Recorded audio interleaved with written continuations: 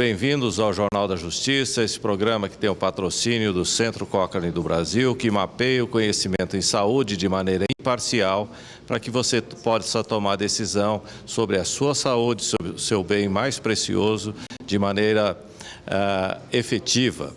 Os interessados em mapeamento perguntam se a aspirina reduz a mortalidade do infarto, se vitamina C faz bem para a gripe. Pode entrar no site do Centro Cochrane do Brasil, que é uma entidade sem fins lucrativos ligada à Universidade Federal de São Paulo. Hoje, aqui no Jornal da Justiça, nós estamos com o ministro Massambi Ueda, que é uma pessoa muito querida, nosso colega de fóruns itinerantes pelo Brasil, para melhorar, racionalizar a tomada de decisão em saúde no país. E nós estávamos conversando agora há pouco com o ministro Ueda, e ele estava me dizendo como é que é o Superior Tribunal de Justiça.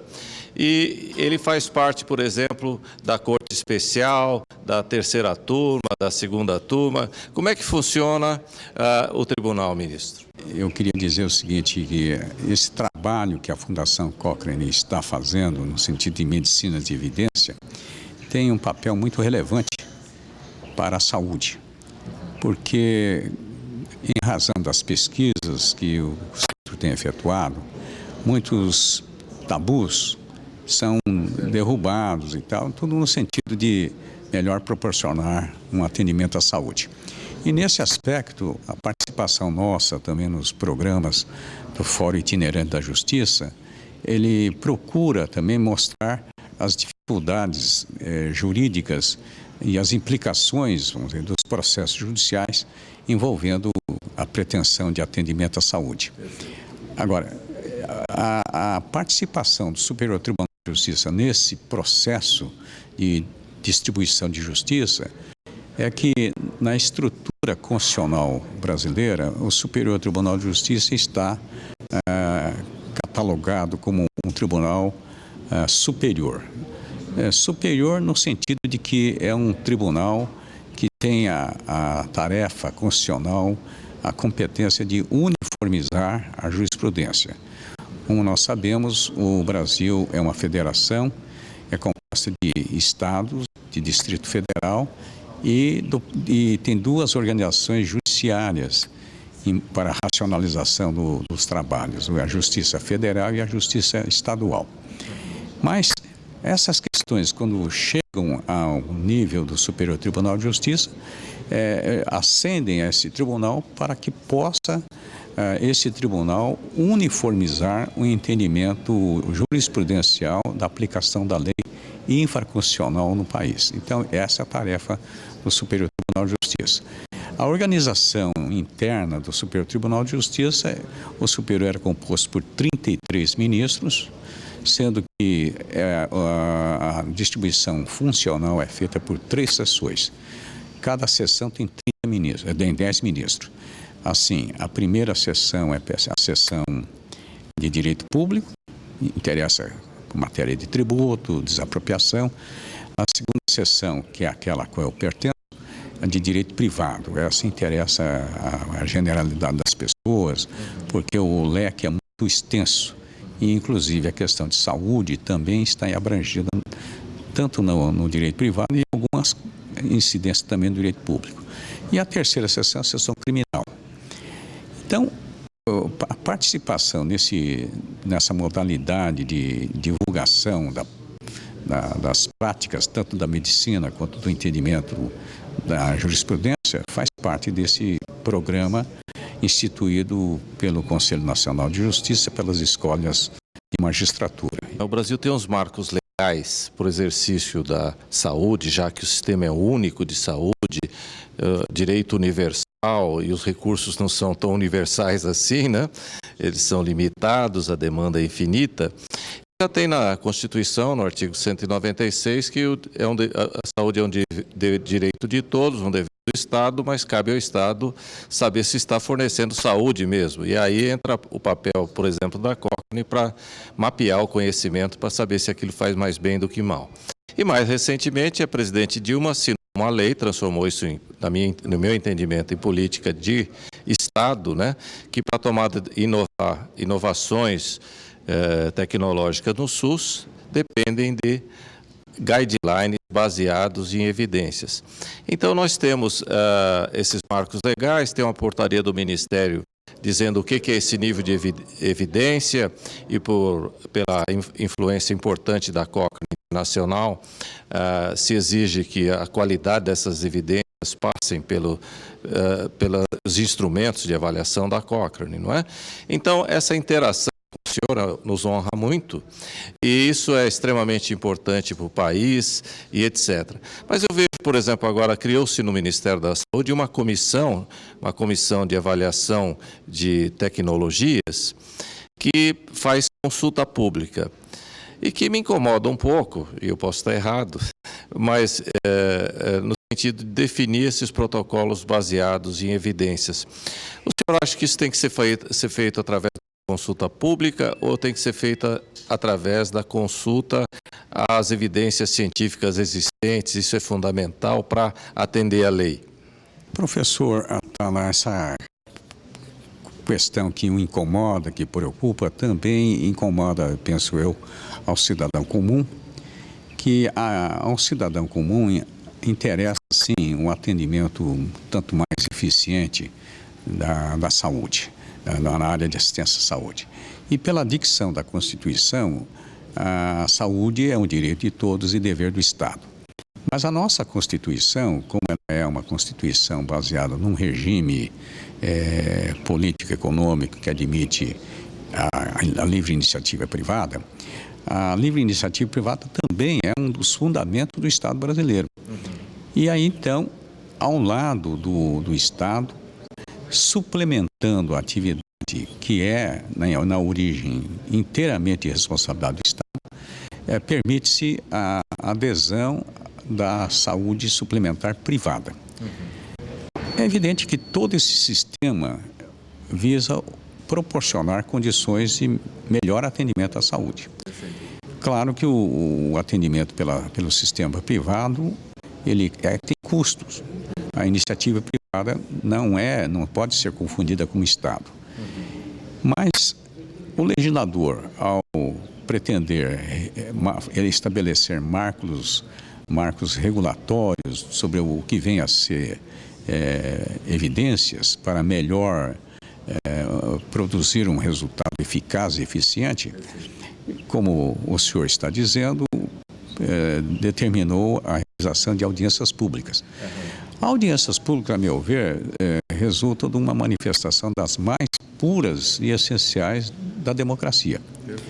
Mas, evidentemente, o clamor público, o anseio popular, o anseio da população, se não tiver um imprescindível direcionamento dos órgãos técnicos, eu penso que fica uma discussão estéril, vazio. Daí porque, como eu ressaltei de início, a importância de uma fundação Cochrane que se dedica praticamente ao estudo das evidências, das práticas e dos medicamentos. Porque muitas vezes, como eu já tive a oportunidade de ouvir o senhor falar, procedimentos ou mesmo medicamentos de custo elevadíssimo têm como princípio ativo substâncias que na origem são muito mais acessíveis. E aí então é que entraria o poder regulador, digamos assim, do Estado, no sentido de coibir abuso. Até para aumentar a chance de todos poderem ter acesso a tratamento, né? E não poucos a um tratamento muito caro, etc. Né? Independente disso, o que eu gosto muito desse diálogo com vocês é que a gente vê que a preocupação é a mesma, né? O juiz, a justiça quer fazer justiça de fato e ser justo e democratizar a justiça também, o direito, né? E a saúde é fundamental e é preciso ter conhecimento técnico, é preciso mapear o conhecimento de maneira muito humilde. É isso que a Cochrane faz, tem 20 mil cientistas no mundo todo, não é?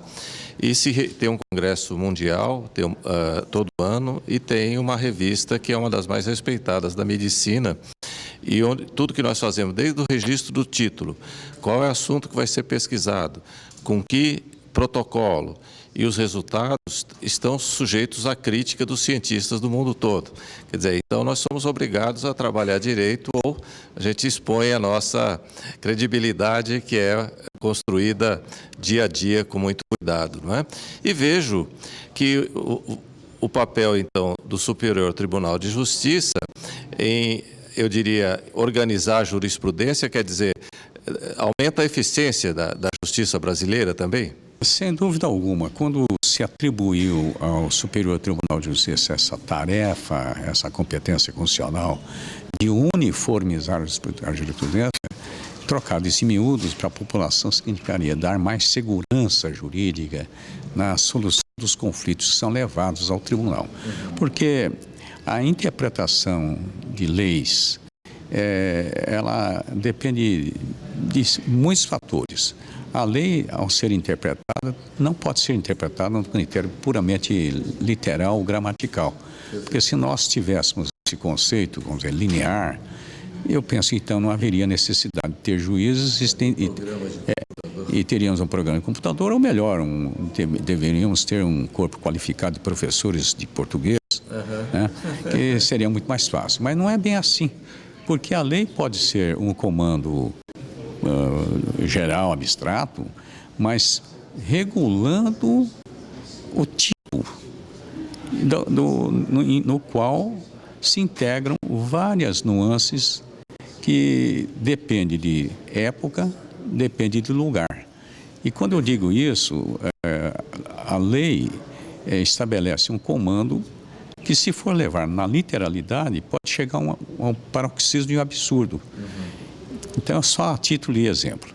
Em 1940, no campo do direito penal, era extremamente abominável uma pessoa frequentar a praia com um biquíni, que foi uma grande inovação. Hoje em dia, se nós fôssemos assistir ou verificar em praias pessoas com biquínis na década de 50, aquilo seria realmente algo que não estaria de acordo. Então, a valoração depende de época, de local e de valores, né? Então, isso também se aplica, né, para a própria justiça e a medicina, que precisa evoluir e acompanhar os seus tempos, né? E eu queria, então, aproveitar e agradecer aqui a participação do ilustre ministro Massamis Ueda, que é um parceiro da população, da saúde da população brasileira e nos ajuda nesses fóruns itinerantes para a racionalização da judicialização na medicina. E hoje ele participa aqui do JUSMED, né, o 9º painel jurídico aqui na Escola da Magistratura em São Paulo, onde nós tivemos a honra de gravar essa entrevista. A vocês, muito obrigado, ministro.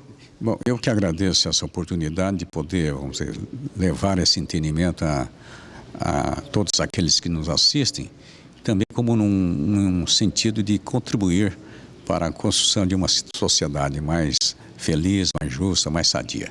Todas as oportunidades que eu tenho de falar a pessoas, e mesmo a pessoas, amigos, ao me despedir, a minha mensagem é a seguinte: vida longa e saudável. Por quê? Porque ter uma vida longa e sem saúde é um sofrimento. Certo. Agora, ter uma vida saudável e curta é uma pena. Então, a todos, vida longa e saudável. Muito obrigado, ministro, em nome de todos.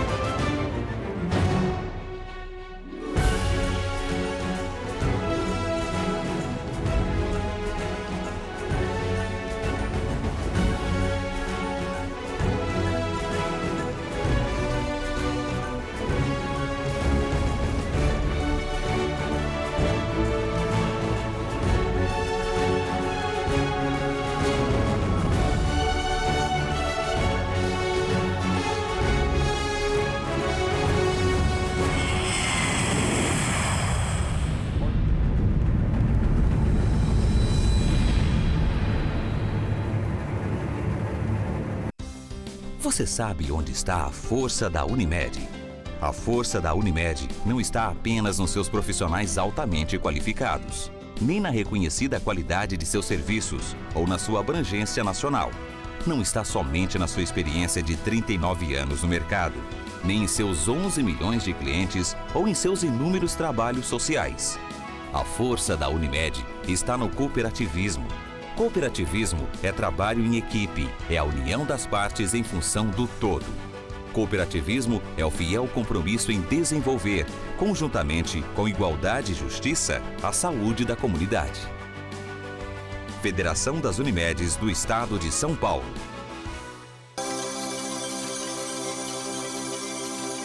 Bem-vindos ao Jornal da Justiça, esse programa que tem o patrocínio do Centro Cochrane do Brasil. Para quem não conhece, o Centro Cochrane do Brasil é uma instituição sem fins lucrativos ligada à Universidade Federal de São Paulo, que aqui no Jornal da Justiça traz informações de mapeamentos do conhecimento de maneira imparcial para a tomada de decisão. E porque nós, médicos, não podemos errar, né? Nós estamos com a sua saúde e a sua vida em jogo. Nós precisamos ter a melhor informação científica para saber aquilo que faz mais bem do que mal para você. E na área da justiça, os profissionais da justiça também têm essa preocupação enorme de não decidir sem ter informações de qualidade. E medicina baseada em evidências, quer dizer, medicina baseada em provas. E nós temos aqui também o ministro Vilas Boas Cueva, que é um ilustre ministro brasileiro do Superior Tribunal de Justiça, que nos dá a honra de nos visitar hoje aqui durante esse evento da JUSMED. E ele é um colega nosso, me permita chamá-lo de colega, nossos fóruns itinerantes, pelos fóruns do Brasil todo, tentando racionalizar a judicialização que ocorre na área da saúde e da medicina. Ministro, muito bem-vindo aqui. Eu gostaria de saber como é que está a sua saúde, se está baseada em evidências também. De fato, baseado em evidências, eu talvez possa afirmar que ela está muito bem, graças também, em alguma medida, a essas palestras que nós temos feito no Estado de São Paulo e em outros lugares, na companhia tão ilustre do representante do Instituto Cochrane e de outros magistrados, né, na intenção de difundir um pouco, ou de discutir mais amplamente alguns dos critérios que foram fixados pelo Conselho Nacional de Justiça e pelo Supremo Tribunal Federal, na discussão desse tema tão delicado que é o direito à saúde e a judicialização desse direito.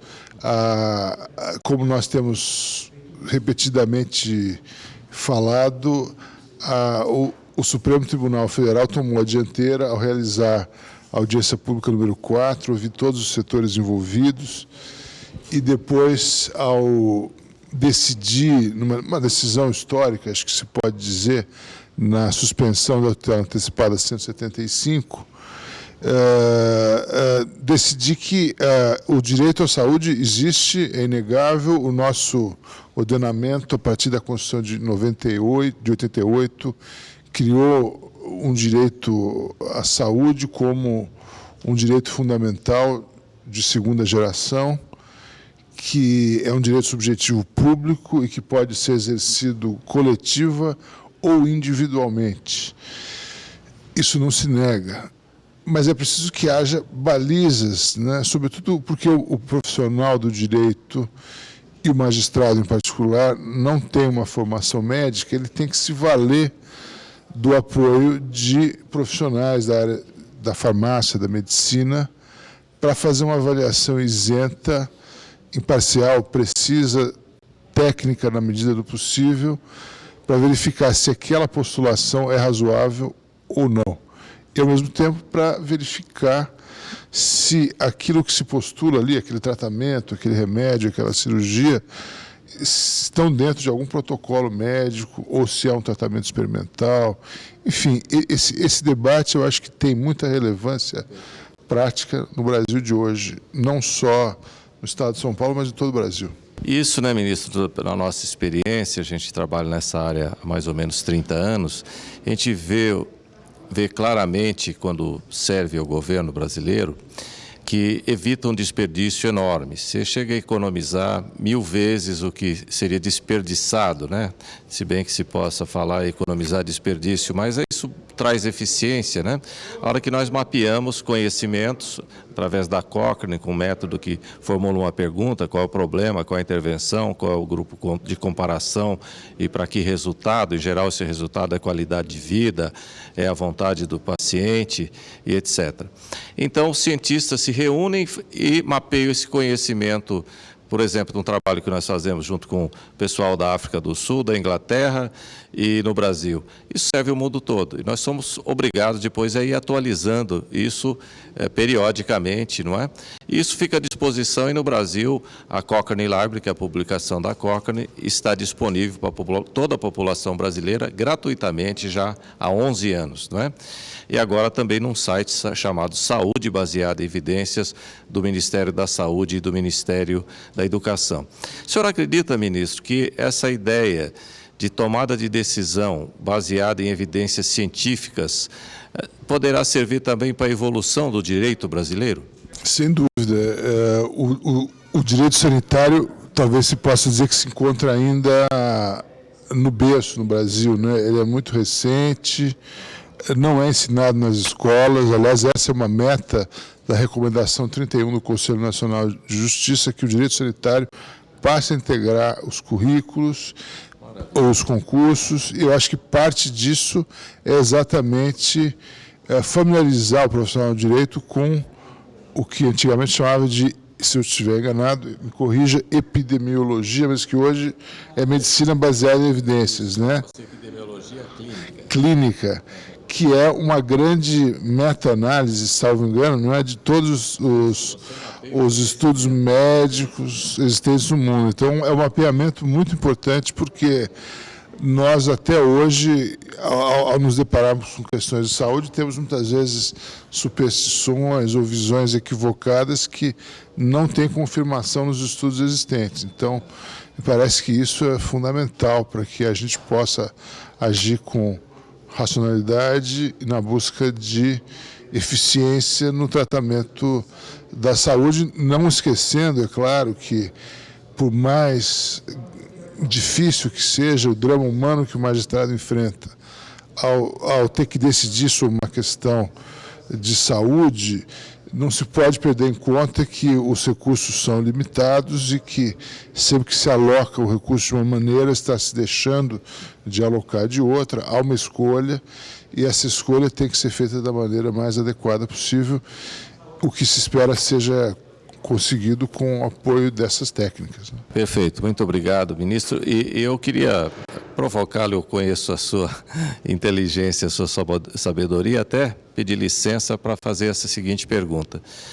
O médico, quando um antibiótico não funciona mais, a gente já percebe nos estudos em que situação funciona ou não, e se aquilo não está funcionando, a gente troca e faz outra pesquisa e muda a nossa conduta.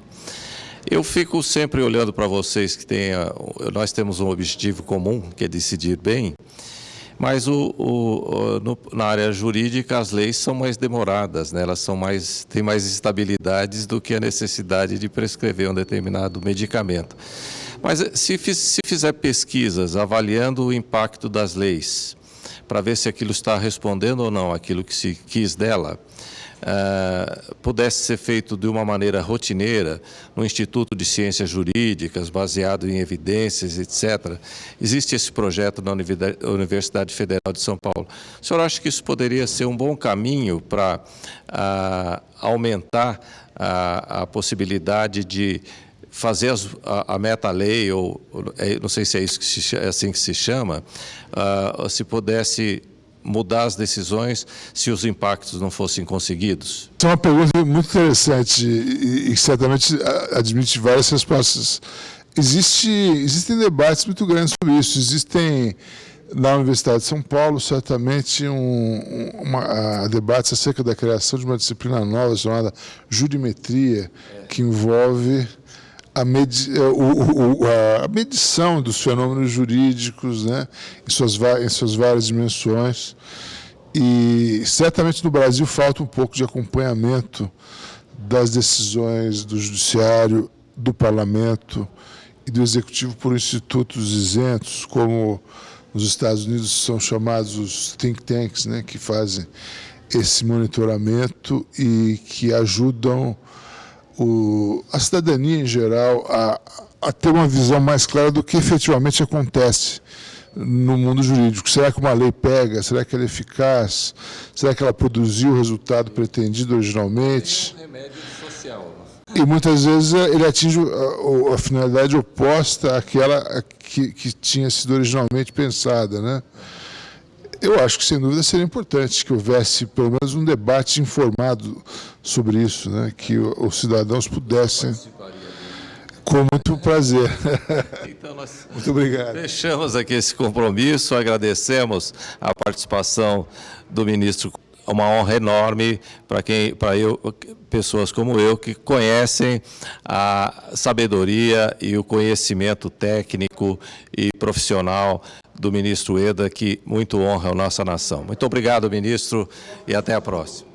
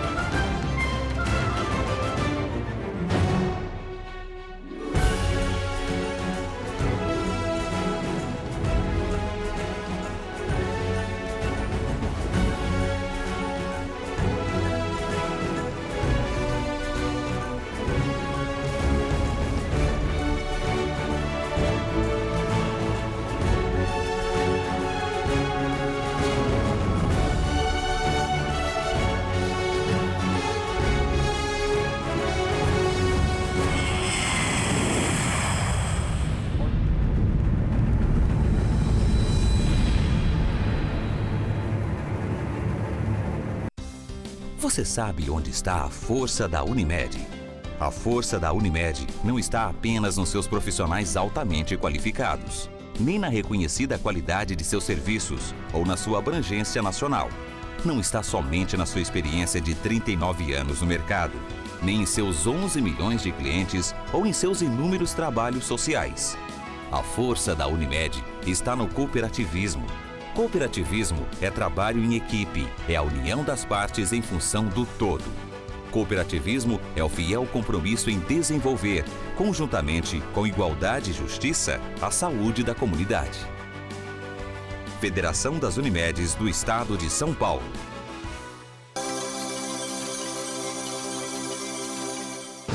Bem-vindos de volta aqui ao Jornal da Justiça. Agradeço mais uma vez a sua atenção, a audiência a esse programa no Brasil todo, que tem o patrocínio do Centro Cochrane do Brasil. Para quem não conhece, então, o Centro Cochrane do Brasil é uma instituição sem fins lucrativos, ligada à Universidade Federal de São Paulo e ligada à rede mundial da Cochrane, onde 20 mil cientistas, de maneira imparcial, mapeiam aquilo que funciona ou que não funciona em termos de saúde.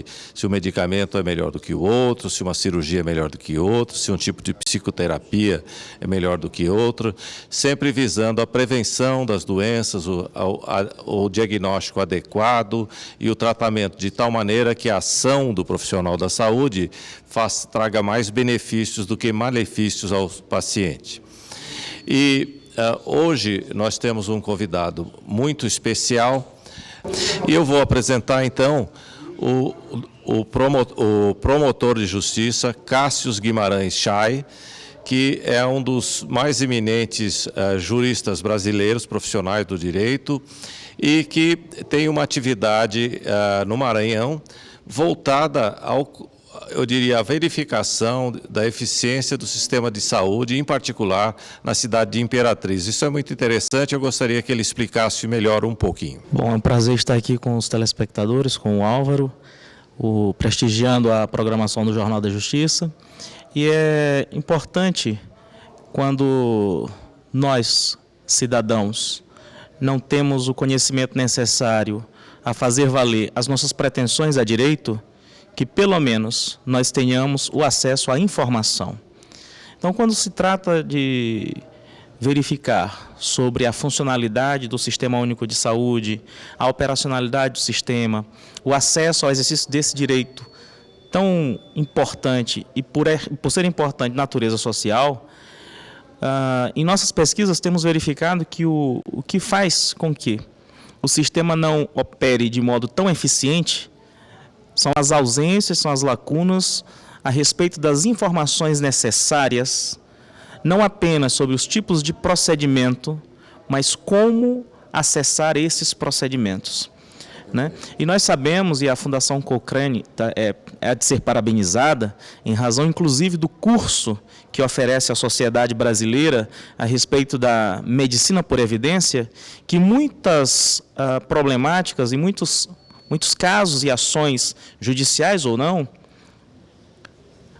tendem a fragilizar o Sistema Único de Saúde, em especial sob o argumento econômico, em virtude das descompreensões sobre os tratamentos, sobre os procedimentos, e é de causar surpresa que mesmo os profissionais envolvidos, que atuam internamente ao sistema, no Sistema Único de Saúde, eles têm o seu conhecimento tão compartido, tão repartido, tão setorizado, que descompreendem a operacionalidade do todo.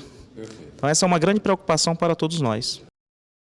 Muito obrigado, doutor Cássio. E realmente o senhor tocou num ponto fundamental, né? O próprio Superior Tribunal de Justiça recomendou a criação de câmaras técnicas que avaliassem as evidências para as tomadas de decisão, e o Centro Cochrane do Brasil não quer ser o dono da verdade, quer simplesmente preparar essas pessoas e oferecer informações quando eles quiserem, né? Aliás, uma ideia nossa e da professora Edna Marico Silva, mais recente, foi oferecer, inclusive aqui no estado de São Paulo, um plantão de 24 horas para se tirar dúvidas, né, sobre decisões em saúde, sobre a sua pertinência, se aquilo é eficaz, efetivo, funciona no mundo real, se é simples e barato, se tem eficiência e se é seguro, não é? Então, o senhor acha então que esse papel da Cochrane de apoio para as tomadas de decisão nos diversos estados brasileiros pode ser útil, uma maneira simples de minorar o problema da judicialização? Como eu havia feito a referência, é importante dois aspectos. É importante ter a informação.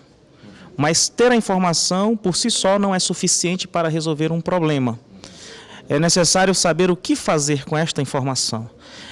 Como ferramenta, a política educacional do Instituto Cochrane é válida, é necessária e deve ser difundida quanto mais, quanto muito melhor. Nesse sentido, há núcleos no Brasil, em distintas universidades, como exemplo na Universidade Federal do Maranhão, sob nossa coordenação existe o Grupo Cultura, Direito e Sociedade, e nos últimos 2 anos temos desenvolvido uma pesquisa sobre o diagnóstico do funcionamento do sistema de saúde único na cidade de Imperatriz. E essas investigações nos fizeram confrontar com situações interessantes que não são exclusivas da cidade de Imperatriz, porque o Sistema Único de Saúde ele opera como política nacional, segundo a própria Lei Federal 8.080. Então, é importante que não apenas o profissional da área de saúde ele saiba os limites, as possibilidades, o funcionamento do Sistema Único de Saúde, mas que também a sociedade, de forma geral, tenha acesso à informação, tenha a possibilidade de radiografar, digamos assim, desculpe aqui a metáfora, radiografar o Sistema Único de Saúde para que, de modo eficaz, a informação lhe seja útil. Porque não adianta ter informação sobre que procedimento é necessário para este ou aquele caso, quando muitas vezes o cidadão ele tem acesso a essa informação atemporalmente, ou seja, se for um caso de risco de morte, a fatalidade pode se aproximar muito mais rapidamente do que a eficácia da informação que ele dispôs, fora do tempo necessário. Então, nossa primeira preocupação, por exemplo, nessas investigações, é verificar de que modo se podem otimizar esses fluxos de informação interna. A exemplo disso, eu tenho certeza que é do seu conhecimento, no ano de 2010 foi publicado um trabalho científico patrocinado, fomentado pela CAPES, com a Universidade Católica do Rio Grande do Sul, que promoveu um diagnóstico mais amplo sobre a judicialização da saúde. Então, há 3 aspectos que devem nos preocupar, nós cidadãos. Porque, no final das contas, a minha titulação de professor, ou a minha carteira profissional de promotor de justiça, ou a sua carteira profissional de médico, podem se apresentar insuficientes a dar uma solução de vida, de tratamento. Então, é uma condição inerente a cada ser humano. De modo que há 3 aspectos que nós socialmente precisamos refletir e reagir. Então, a cartelização da saúde, este fluxo que ocorre entre as indicações médicas que não visam essencialmente o tratamento, mas o aspecto econômico, que sangram os cofres públicos, e isso causa um problema muito grave à própria funcionalidade do sistema, porque se, por um lado, sangra os cofres públicos, vai também ter um impacto na iniciativa privada, na saúde suplementar. Então, os maus profissionais agravam a inoperacionalidade do sistema. Um outro aspecto, o cidadão, como ele não tem conhecimento dessas informações, isso também tende a favorecer um processo interno de corrupção. Então, qual seria uma das possíveis saídas a esse quadro? Trazer informações qualitativas, de modo eficiente, promovendo um controle social mais eficaz, a partir dos princípios, das normas, das regras, procedimentos que a população, a ela, assiste o direito. E é grave até, professor Atala, doutor Atala, porque quando nós perguntamos ao cidadão, diz aí, quais são os procedimentos que constituem a possibilidade de seu serviço no plano de atenção básica junto ao SUS? O cidadão não sabe dizer quais são. E nisso ele passa a ser fraudado, inclusive pelo mal profissional, porque cobra do SUS e cobra por fora do SUS. E nós sabemos que isso acontece, né? Isso resulta exatamente de uma da falta de clareza sobre as normas, sobre as regras, sobre o próprio direito. E a Fundação Cochrane, ela pode e deve continuar esse trabalho, não apenas favorecendo a capacitação do profissional do direito, que não foi treinado para conhecer os aspectos das enfermidades, dos problemas de saúde, e, portanto, é necessário que, de modo prático, haja uma conciliação entre esses 2 saberes. O saber o direito e saber de que modo o direito pode ser utilizado no tratamento à saúde. Sob pena de, como diz o professor Missami Ueda, não se ter uma longevidade do sistema de saúde e, com isso, também não se ter um sistema operando de maneira saudável, administrativamente. Muito obrigado. Oxalá todos os profissionais do direito tivessem essa sua visão, que nos incentiva muito. Queria só lembrar, antes de encerrar o programa, que juntamente com o Ministério da Educação e com o Ministério da Saúde e da CAPES, o Centro Cochrane do Brasil auxiliou na criação de um site chamado Saúde Baseada em Evidências, que está lá no site do Ministério da Saúde, onde essas informações que o Dr. Cássio chama atenção estão disponíveis também. E nós damos um curso de Direito à Saúde, um curso de duração anual, né? Profissionais de direito, procuradores, promotores, juízes, através do Instituto de Ensino e Pesquisa do Hospital Sírio-Libanês, com apoio do Ministério da Saúde. E também damos um curso de saúde baseado em evidências para, já estamos chegando a 15 mil funcionários do SUS, não é? E como dizia o grande poeta T.S. Eliot, ó Deus, onde está o conhecimento que eu perdi em meio a tanta informação? Esse é o nosso papel. E com isso tem que ser um órgão auxiliar dos processos decisórios na integração dos saberes do direito e da saúde. Muito obrigado, doutor Cássio. Uma honra tê-lo aqui conosco. Esperamos tê-lo mais vezes e o doutor Cássio também está aqui hoje para participar do JusMed, né? Esse diálogo entre os profissionais do direito e da saúde. Muito obrigado e até a próxima.